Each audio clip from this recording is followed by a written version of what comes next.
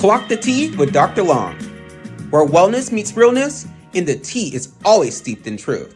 I'm Dr. Mark Long, a Madison-based professor, business owner, mentor, and community advocate.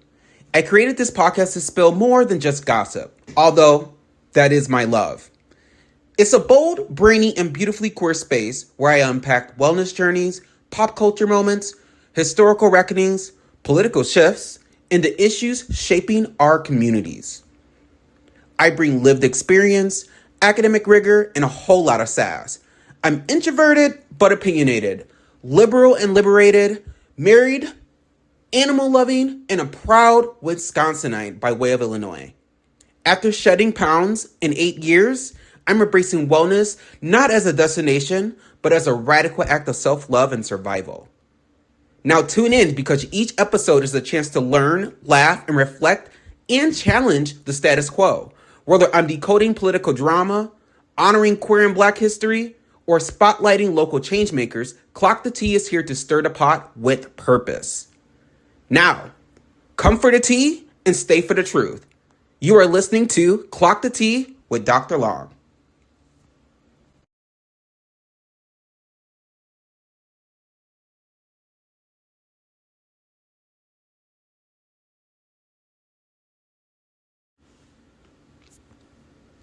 You are listening to Clock the Tea with Dr. Long. Hey y'all, well, welcome to Clock the Tea with Dr. Long. I'm your host, Dr. Mark Long. Sassy, not classy, introverted yet opinionated, and proudly queer and black. I'm a professor, I'm a business owner, I am a mentor.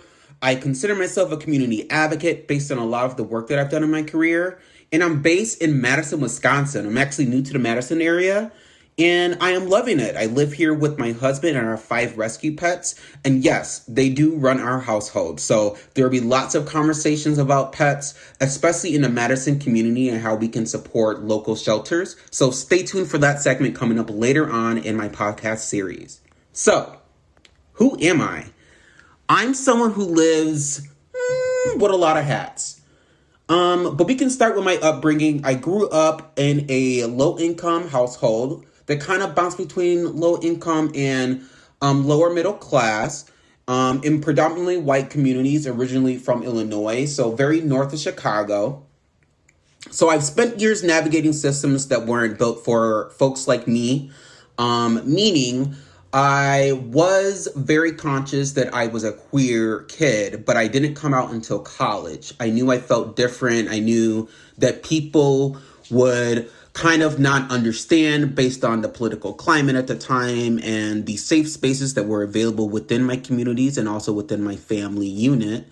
But now I've navigated college, I've navigated life, I've navigated living in the Midwest and opening up my eyes to new experiences. And I am living authentically who I am.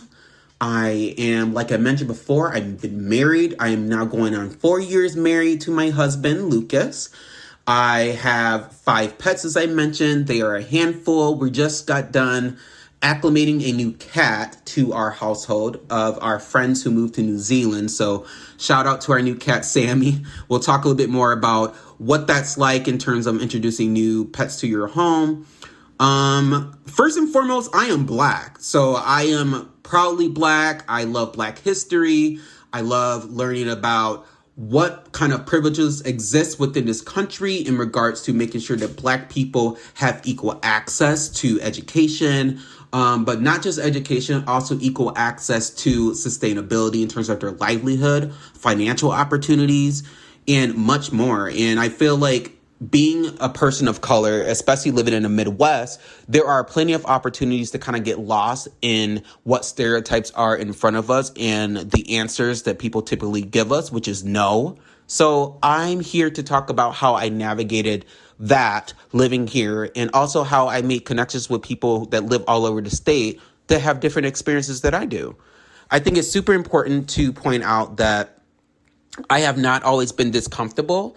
It's taking me some time to become this liberal, queer professor living in the Midwest, but it has been quite the journey and it has been quite the eye-opening, I don't know, like an eye-opening journey in terms of coming into my own. And part of that was wellness for me. So wellness for me is radical and it's also a part of survival. I've lost over 200 pounds in the past 8 years, not just for aesthetics, but I'll take that, but just so I can live longer.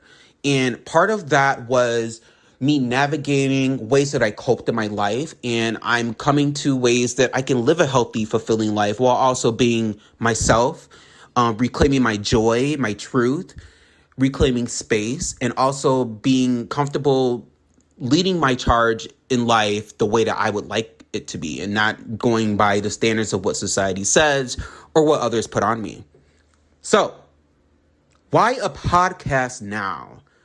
Honestly, because the world is loud, the world is messy, and everything is shifting right now. And I think I have something to say.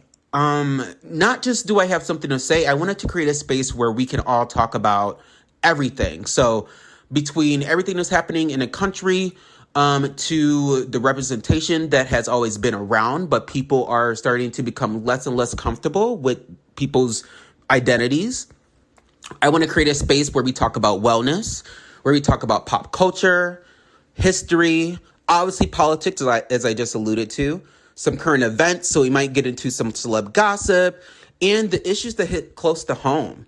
You know, I'm not here to be neutral. I'm here to be real. I'm here to learn. I'm here to laugh. I'm here to challenge, and I'm here to uplift.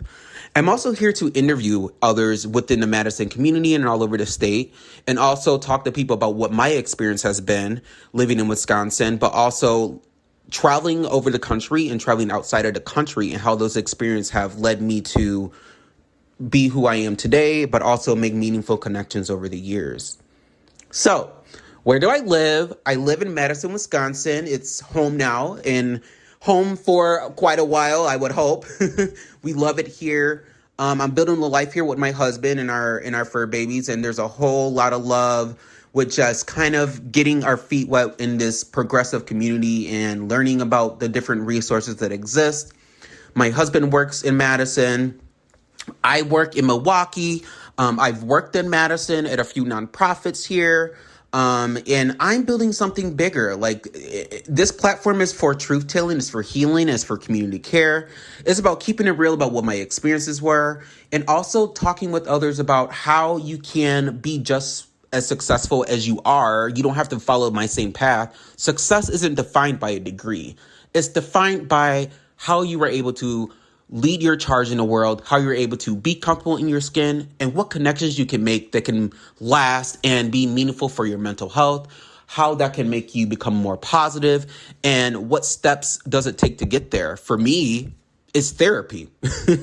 Honestly, it's therapy, and it's also taking care of, the values that I hold close to my heart now, which is wellness and self-care. So yeah, what do? I teach social work at Mount Mary University. I run long overdue counseling and I almost said my organization the incorrect way. I run long overdue counseling and mentorship services where we center culturally humble, trauma-informed care, especially for folks in rural and digital deserts. So my whole niche is to branch off my dissertation and focus on a lot of the gaps that currently exist with a lot of LGBTQ plus families of color, adults that are living without representation or that feel isolated within their communities. We are shifting gears with our nonprofit by presenting a digital platform or digital platforms that will help us mentor potential college students or mentor people within the community to take mental health serious, and also to advocate for systems that actually serve people within these communities that are experiencing hardships due to the current budget cuts and things that are expected in a pipeline within the next couple of years. So yeah, I'm liberal. I'm very liberal. I didn't always used to be liberal. I would say 2025, maybe sometime this summer is when I started embracing my liberalness and when I really started to lean into maybe this is actually who I am and this is what I feel.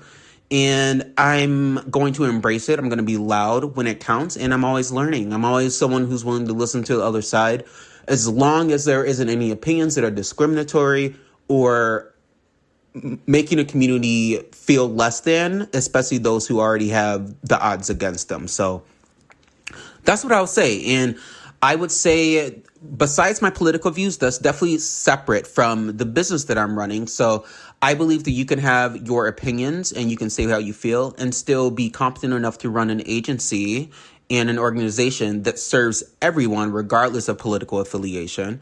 So that means that services that we provide for the organization are going to be available remotely, and they're going to be services that are long overdue, meaning there's been a gap for so long in this country on making sure that people who are marginalized, especially LGBTQ plus people and folks of color, feel like they can seek out mental health services without feeling ashamed or without feeling the stigma or without finding ways that are unhealthy to cope with things that are happening that are basically something they can't control, their circumstances.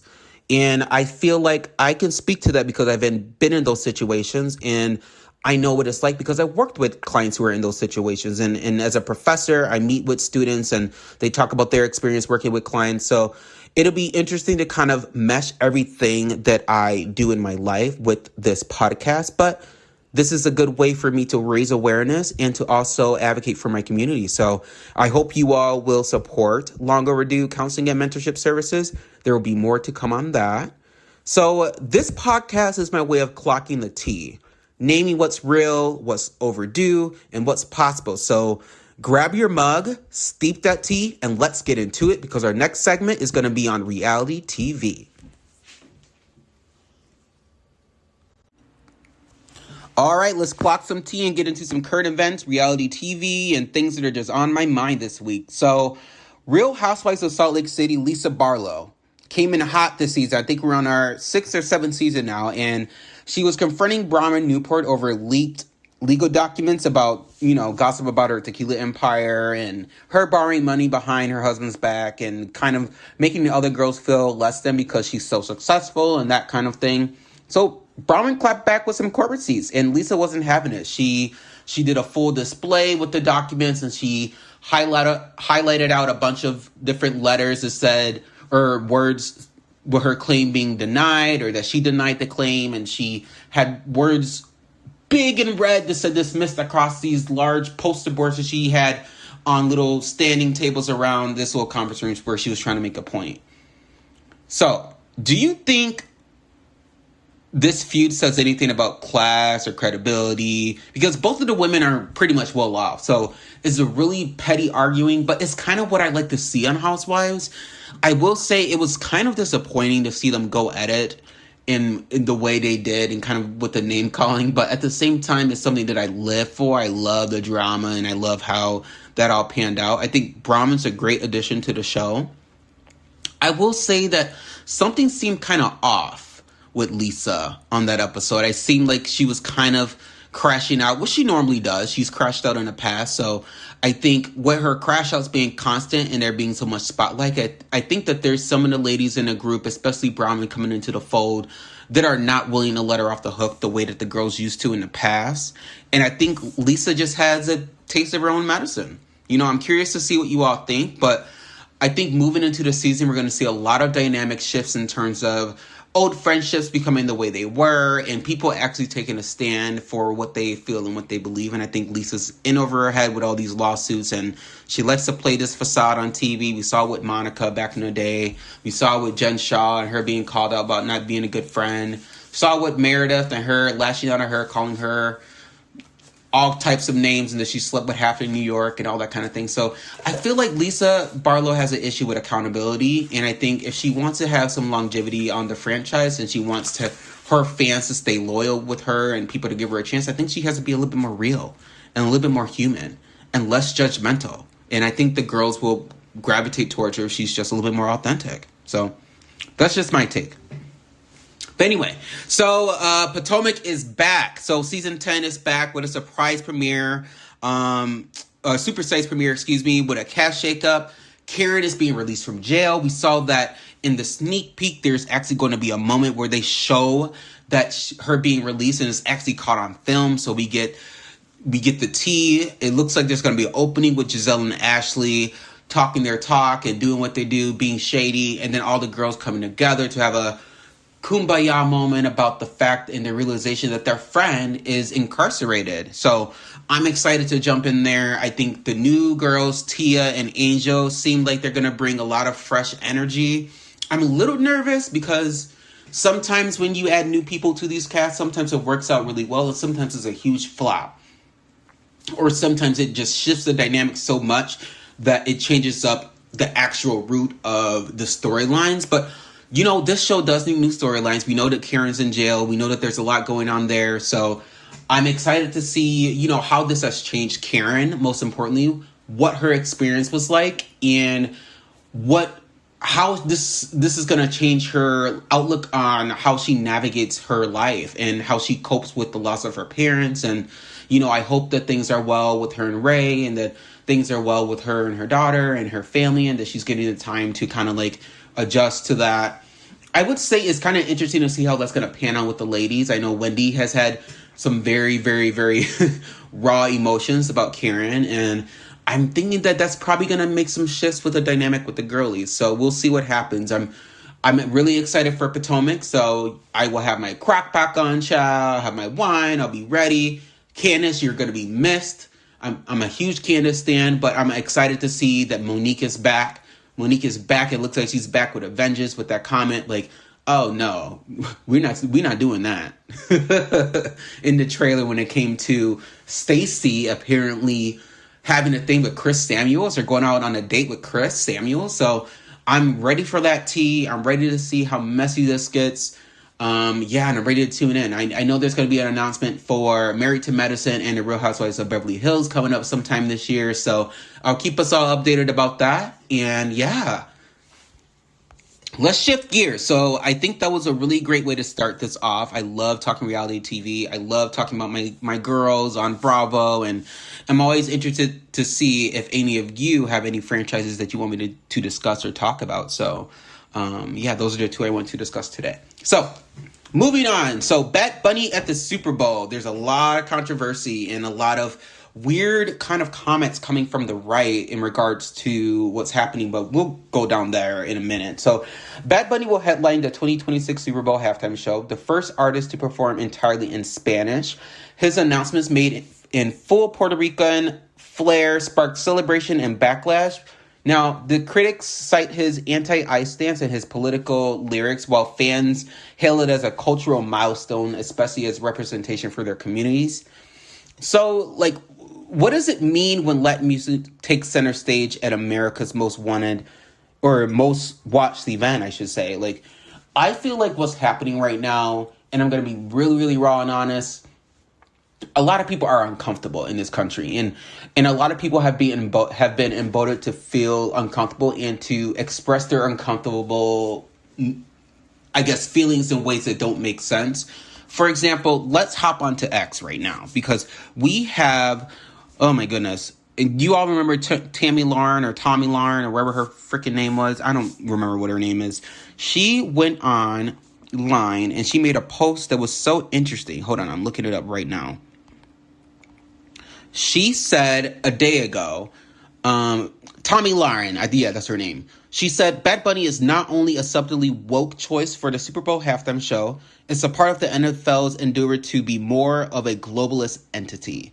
They don't really give a crap about the home crowd. They rather just pander to expansion. Oh my gosh. Get it together.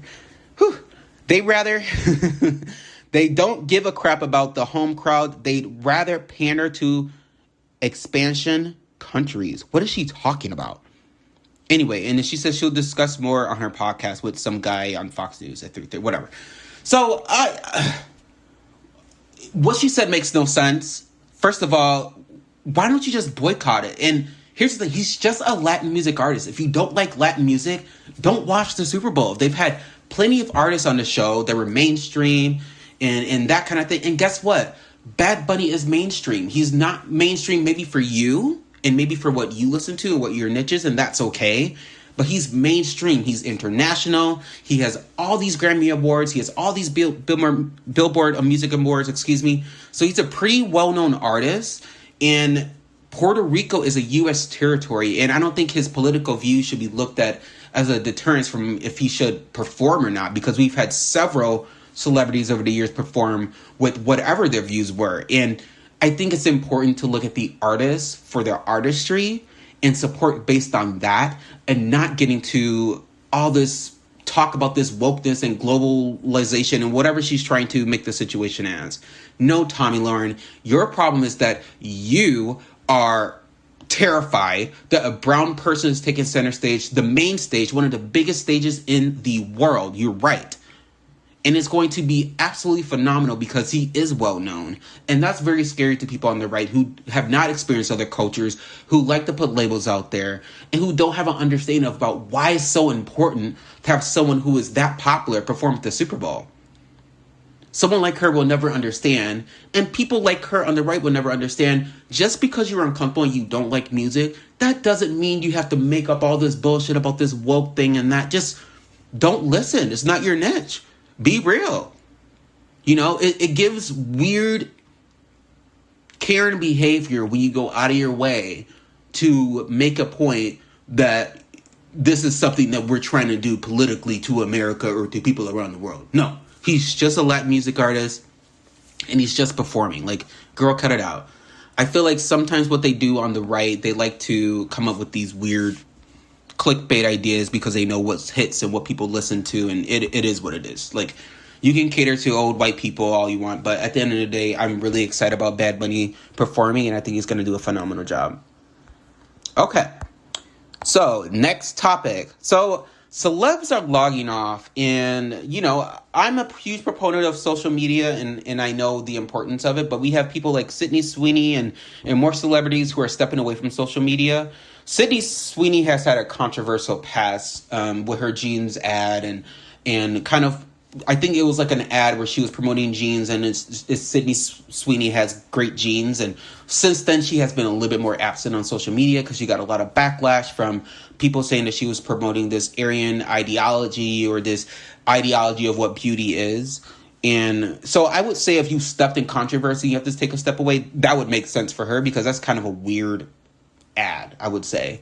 But it ranges from mental health reasons to privacy reasons to like reclaiming privacy and that kind of thing. And I think a lot of people are starting to feel that way now. And I feel what happened is with COVID and with the takeoff of TikTok, we all got very, very comfortable with being online and having that ability to be online, that it actually naturally became a wave within our culture where we all got a little bit more in tune with social media.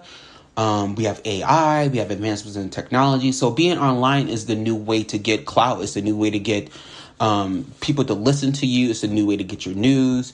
And I think a lot of people are leaving now certain apps because they don't align with them politically, or they feel that it's taking up too much of their time that they missed before the COVID-19 pandemic. So that makes a lot of sense. I would say for me, I've thought about taking a lot of social media breaks, but I don't think it's anything that I plan on doing anytime soon. I feel like social media is kind of where the younger generations are now. I would say not everyone, right? Because there's a lot of people that tune in to different things or have other hobbies or whatnot, or do things that don't require you to be online, or they have social networks that aren't online, or what have you. But I do think there's a certain niche there. I don't think celebrities owe it to us to have an online, like, banter or to have like an online post every now and then. I will say sometimes it does get messy. We have the new feud with Nicki Minaj and Cardi B.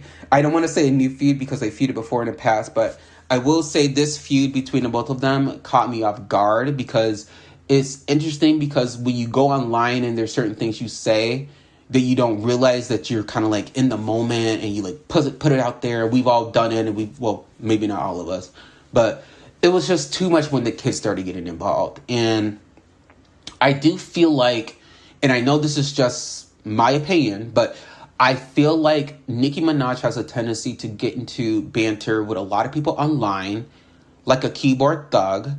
And Cardi, ironically, just released a new album, and it's doing pretty well. She's young. She has had a pretty much very successful career at her age compared to Nicki Minaj and other female rappers in the industry. So I think a lot of what's coming off is jealousy from Nicki. I think Nicki took it upon herself to come at Cardi because she thought that her album was speaking to her. And in reality, the delusion, okay, sis, go off with the delusion, but I do feel like you have to leave room for other people, and it is not her job to claim the genre. There's other people that succeed. There's other listeners that follow her for other reasons. She's been on TV, on Love and Hip Hop is where she started, but she has also had a long career over the years with great selling tracks and great albums that did wonderful, you know? And I feel like it does her a disservice when you go back and forth, because I think people know how to press certain people's buttons. And honestly, Cardi is leaning into this I'm the drama era that she's in, and she's pretty much telling people that she will clap back at you. She's not the one who's going to just let you walk all over her. So kudos to Cardi B for standing up for herself, but I will say, like, when the kids get involved, sometimes you got to back up off that kitty thing, because it gets too much and it gets a little bit wet, and it gets it gets a little murky. It gets weird. So yeah, that's what I'll say about that. I think both celebrities have great music. I think Nicki does her thing, but I will be interested in seeing what her album is like in March in 2026, and if it's going to be up to par with all the shit she's been talking. All right. Well, that is my current take on some events that are currently existing right now in pop culture wise. Stay tuned next time, and we're going to talk more celebrity gossip.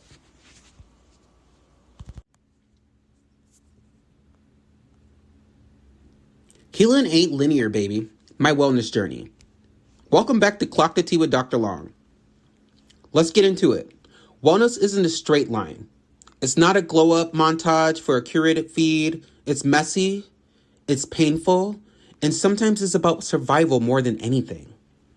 For years, I coped the only way I knew how, which was through food, isolation, keeping busy, perfectionism, shielding myself from others, and pretending that everything was fine with a little humor, some silence, and, not asking for help when I needed it.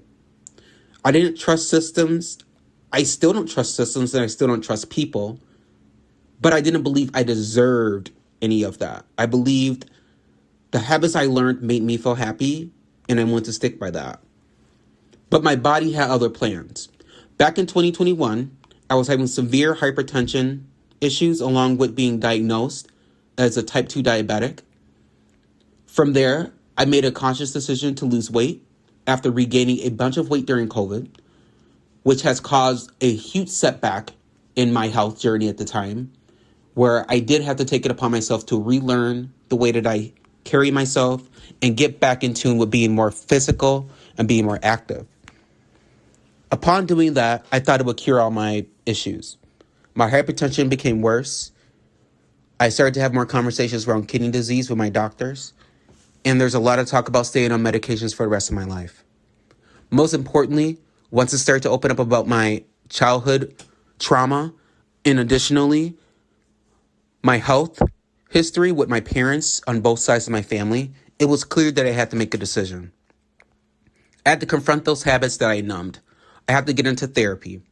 I had to talk about the grief that I had with relearning and how to rest, how to move, how to feel.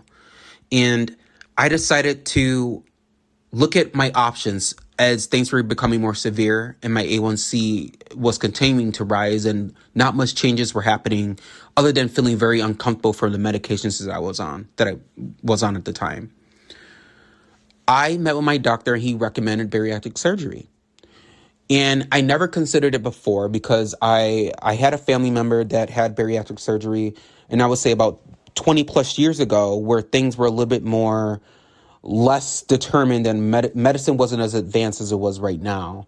And just seeing what she had to go through, what my family member had to go through, and then knowing what I knew about it from others, I was kind of like not really interested.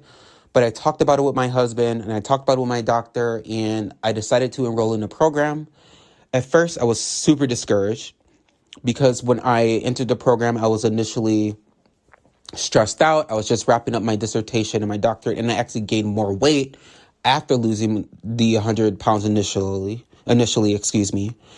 And I was just discouraged. I got on the scale, saw what I weighed, and was just like, nope, I'm not going to do this.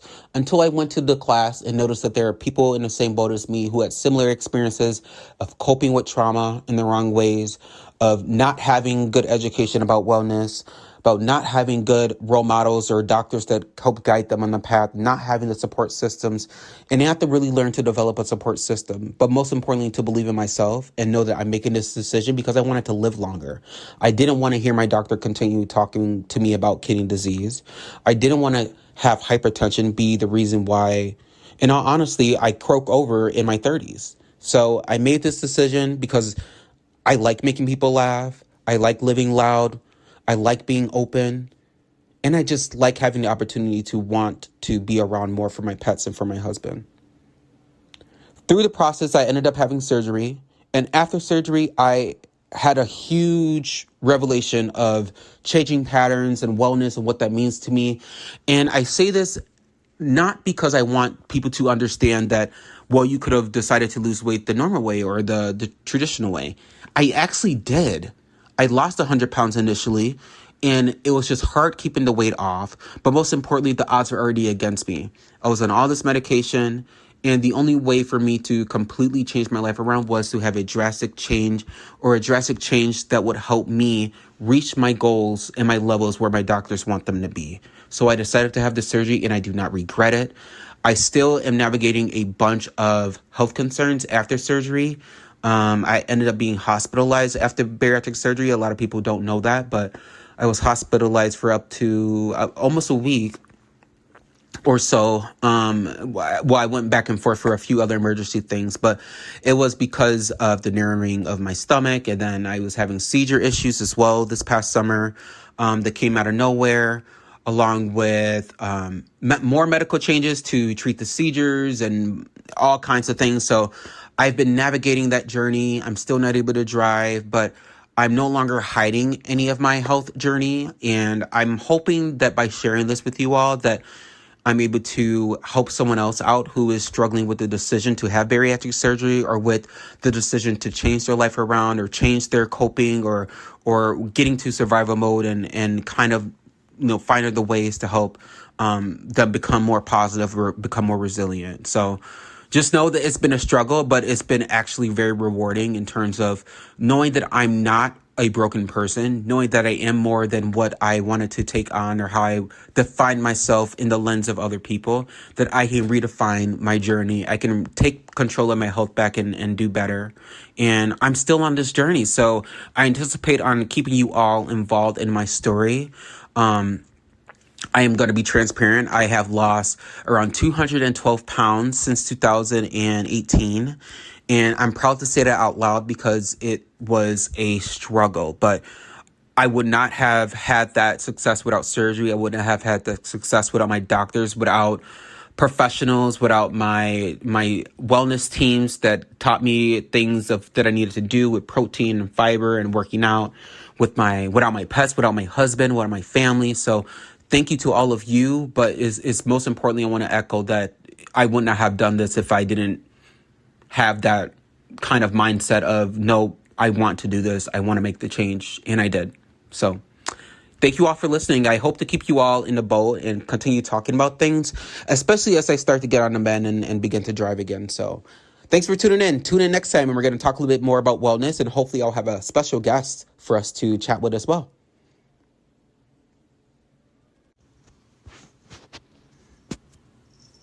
Welcome back to Clock the Tea with Dr. Long. This is your host, Mark Long.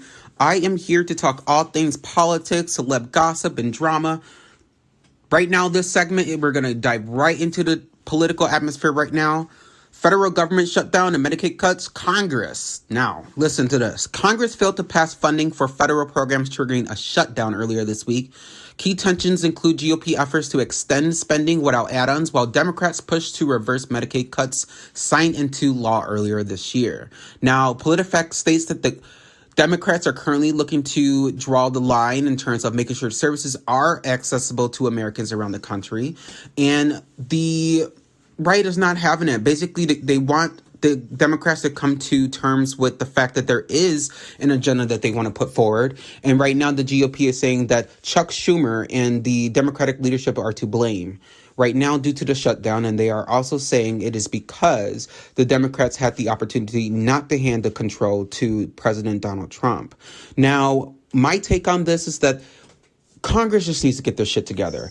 How much control do we need to give the president, where it's unprecedented right now that he has all this power and all this control to shut down the government and to basically not be impacted by anything that's happening right now in this country? I think we need new leadership in the Democratic Party. I think Congress needs to get their shit together. I think there needs to be more open conversations about what the funding is going to do and how Americans who currently have access to funding and how people are losing jobs and not able to go to work and fulfill their promises to keep the country moving right now. I think it's despicable. I think it's embarrassing that we are in another government shutdown under another Trump presidency, and we can't keep pointing blame. They need to show up to work. They need to do their job. People need to get to work. This right now gives Donald Trump the utmost responsibility to let go of Americans permanently from their work. And it also is a way for them to have that control. And right now, it's not giving that we're looking for a solution. It's giving that the United States wants to redefine their norms, wants to redefine executive power. They want to come up with solutions that don't make sense to the majority of the population. We have millions of Americans that are going to be impacted by the shutdown. So I think Congress just needs to get their shit together right now, especially during holiday season coming up. People need their jobs right now more than anything. The job market is not great. So it's just super concerning that we have all of this going on and that there's no Democratic leadership that's stepping up to the plate. We have Republicans that are trying to fulfill their Project 2025 agenda. So any trust that I have in them right now is not really at the forefront. We just need to get our shit together. People need to listen to each other. They need to get their egos out of it and understand that American families are being impacted by the irresponsibility of Congress to pass laws to make sure that people can put food on the table for their families. It's despicable. Anyway, well, I'm going to shift gears and go on to the next topic because this one has clearly got me fired up. I think another topic I want to focus on right now is attacks on LGBTQ plus rights in state legislators around the country. ACLU has had their legislative tracker for years, and right now in 2025, we see 600, and this is not just from previous years where I believe in 2022 and 2023, it was about 400, but 600 anti-LGBTQ plus bills have been introduced in the United States, in this country, to basically attack communities of color, redefine sex, redefine what it is to be an American, redefine what it means to have gender expression and what services that people have access to. And the ACLU is tracking it right now. And all over the country, we are seeing bills up to 16 plus in Texas and in Oklahoma. We have about 16 plus bills being open in Wisconsin right now. So it's just running rampant. I think right now, more than ever, we need advocacy. We need communities to stand up and speak to their constituents and reach out to their legislators and their officials within their state and complain. Let them know that this is going to be detrimental. The religious exemption shouldn't even be coming up. Someone's identity does not have anything to do with religious affiliation. So I think that's BS.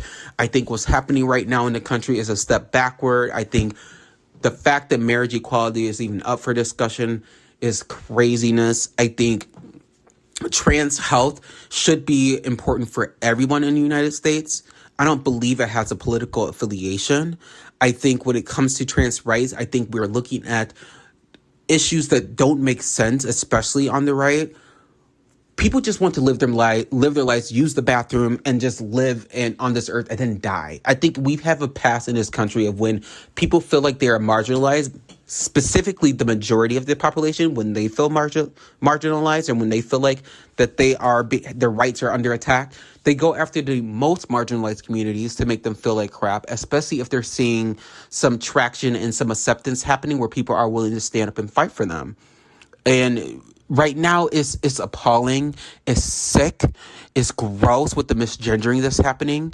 It's beyond my understanding of why people would go to this extent to make sure that these policies are rampant the way they are.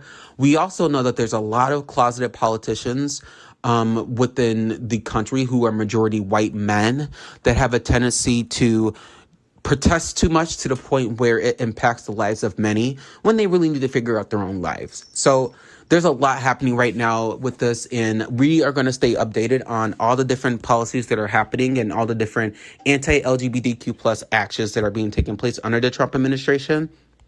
And we'll keep you updated about how that's impacting our state. But most importantly, what we can do together to make sure that we combat some of these ridiculous policies that are currently existing in the country. All right. Now, I want to dive into the next topic in our next discussion, which is going to be on gun laws and criminal justice reform rollbacks. Specifically, states like California and Colorado are tightening up their gun safety laws, so we'll talk a little bit more about that.